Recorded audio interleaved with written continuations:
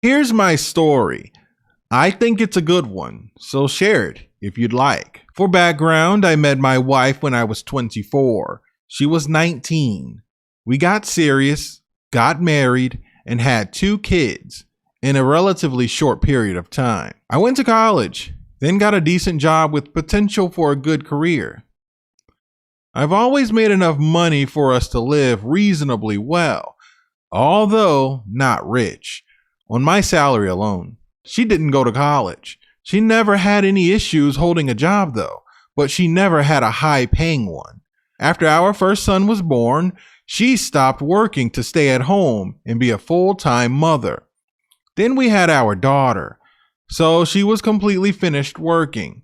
We spent the next 15 years living a fairly normal life and were a relatively normal family. Picking up at that point, the kids were in high school and she had been working again for about the last 2 years. The same type of job she'd always had. The incident happened while we were at home one afternoon. We were sitting on the deck watching the dog run around the backyard like a lunatic.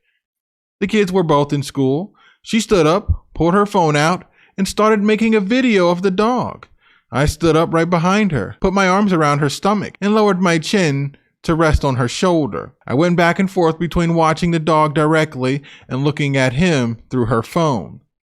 It was after about 10 seconds that she received a drop-down message notification. It wasn't from a number, so it was clearly someone in her contacts. But since my eyes focused on the text, I didn't see the sender.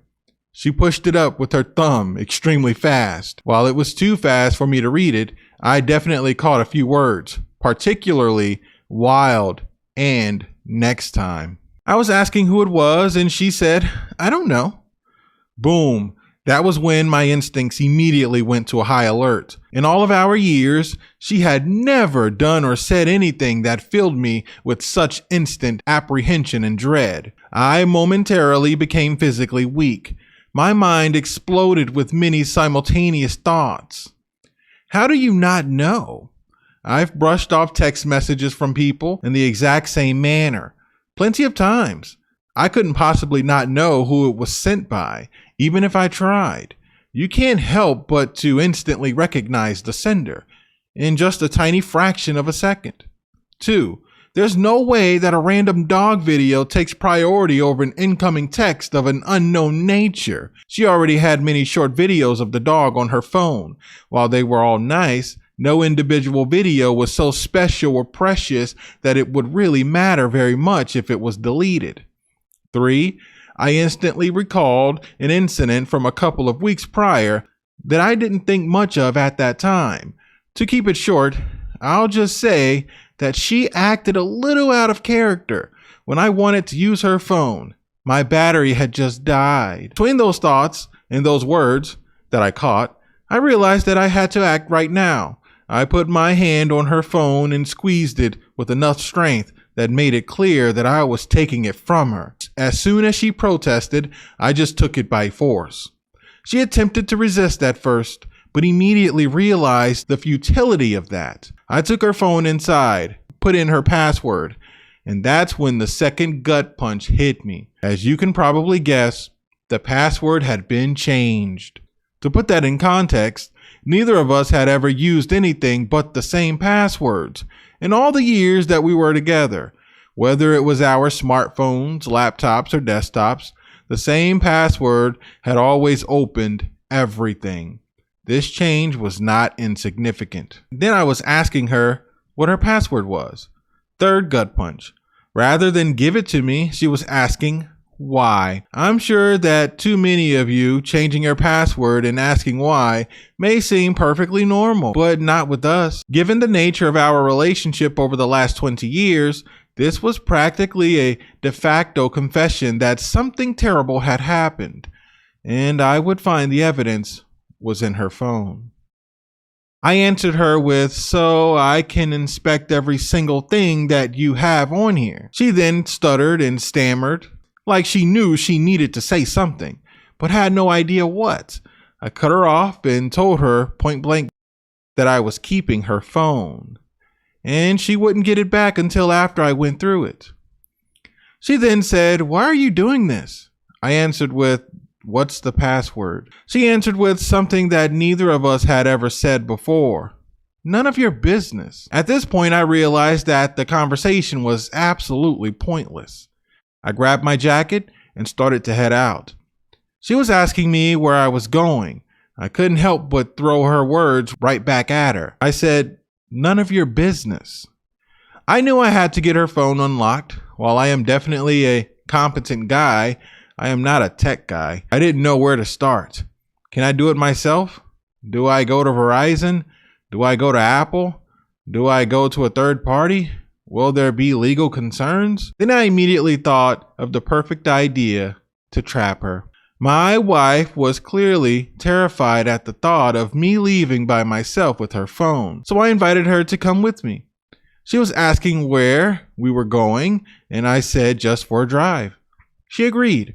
I told her I didn't want to talk about anything, so the drive was quiet. As far as I was concerned, the silent drive just added to my belief that she had done something unspeakable. If you think about it, my behavior over the last 20 minutes was absolutely out of control. If she was innocent, she would have been horrified and furious at what I was doing to her. But no, instead of telling me what a monster I was and expressing her shock and disbelief that I was even capable of behaving this way, it seemed like her only genuine concern was what would ultimately happen with her phone. I drove to a public park located about 3 miles from the house. Since it was a weekday and the weather was slightly chilly, the park was practically empty. I opened the door and got out without saying anything. She started to say something, but I completely ignored her.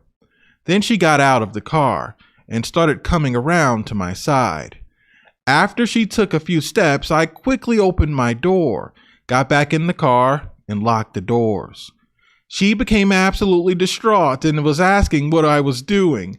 I told her that she was either going to give me her password or I was leaving her here with no phone and no ride. In hindsight, it really was a shame that I wasn't in the right state of mind to probably enjoy and appreciate her absolutely epic and glorious meltdown, considering that I was only 30 minutes in to what was ultimately absolute destruction of my life as I knew it. I wasn't able to enjoy any satisfaction whatsoever.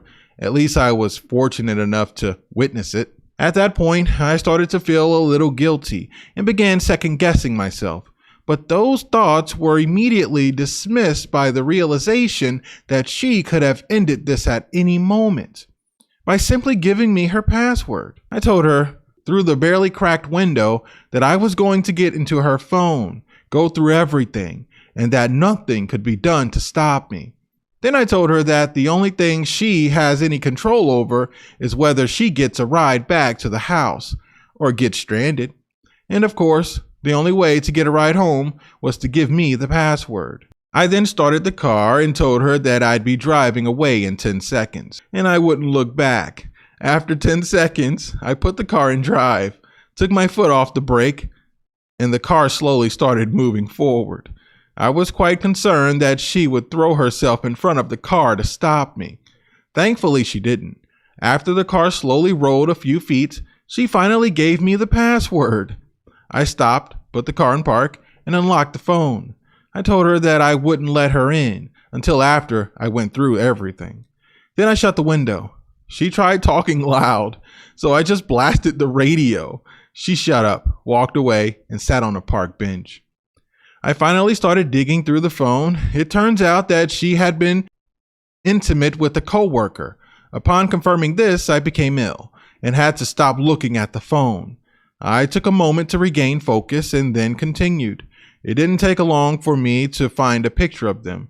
He looked like he was only a few years older than our son. Wow.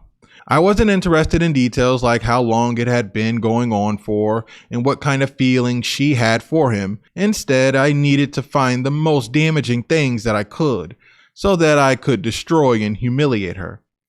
To every person that she knew, I went to the private folder of her photos. That requires you to re-enter the password. I immediately found more pictures, along with a short video that made me absolutely sick. At this point, I realized that I couldn't give her back the phone, and there was no way I was letting her back in the car. So I did exactly what I promised her I wouldn't do if she gave me her password. I drove off and left her stranded without her phone. I didn't even look back at her in the mirror. Upon arriving home, I changed the password on her phone so that only I could access it.